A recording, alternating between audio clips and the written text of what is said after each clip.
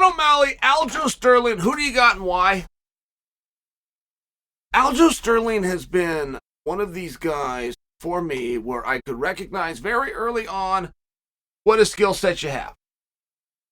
He had a guy that was comfortable within the weight class, just by example. I know that Aljo's now talking about I want to leave in 145, and these things might be true.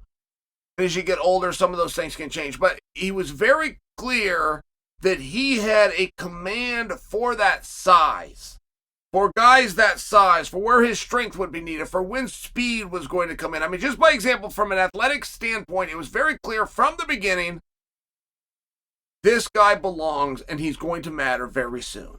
And it was early in Aljo's career. I want to say at 2 or 3 fights, and he started renegotiating with the UFC right then. I mean, he put his foot down hard. I can't remember all the details of it, but he ultimately won.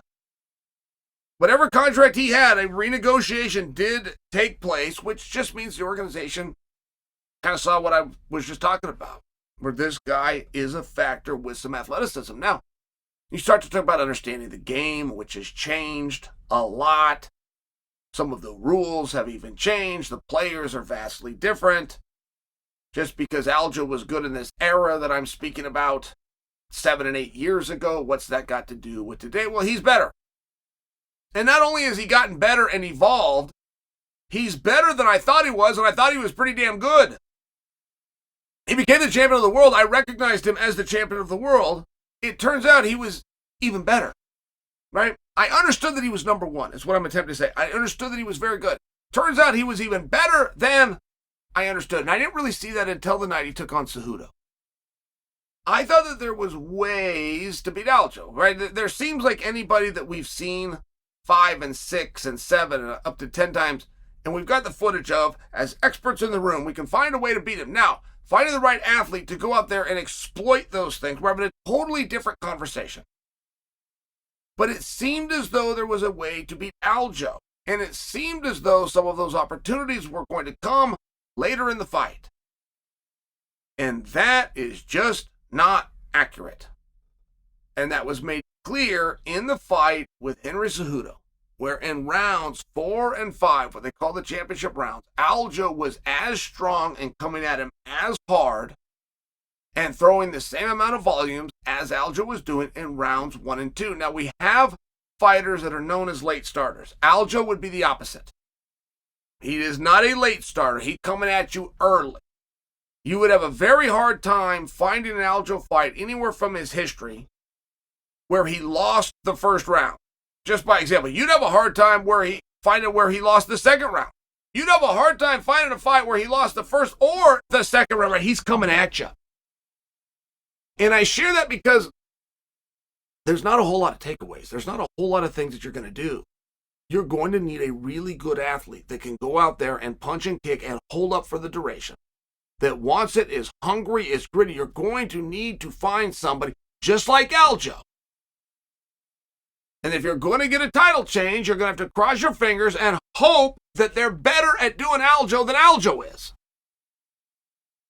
I mean, it's one of these deals. Like, this isn't really a new theory. There's been guys that you can't deal with. I go back to the Old West and bring up the Billy the Kid days. They couldn't catch him. They couldn't get him, so they went and had to hire his own friend who was equally as witty and just as bad as he was, and then hope he could get the jump on him. There was no other way to do it. There wasn't any other strategy. There was nothing by the book. There was nothing by the rules. Is Sean that guy? He's certainly the right guy. When you go through Peter Yan in that division, you are now the number 1 contender.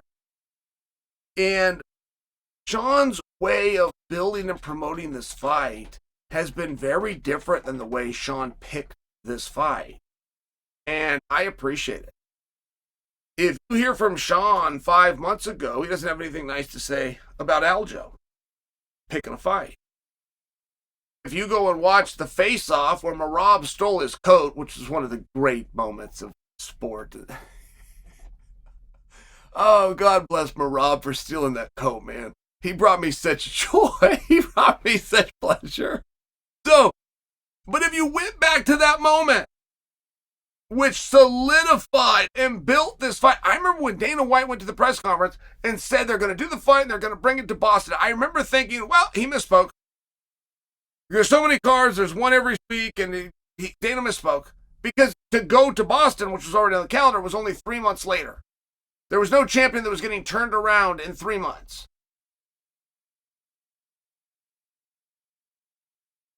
And it was one of these things where you find out that he is. I mean, Islam, not for nothing, had already sat for 3 months. Islam already sat for 3 or 4 months at the night that Aljo fought, and Aljo gets rebooked for 3 months later. Aljo will have fought twice before Islam is even into his second contest. I mean, just sharing for you. Like, for me to think that must be a date issue, must have this backwards. Wrong. Bringing him out.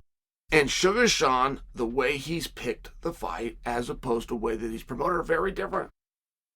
And I think they're both very sincere. By the way, I don't think Suga Sean performs for you guys. I think he's an entertainer.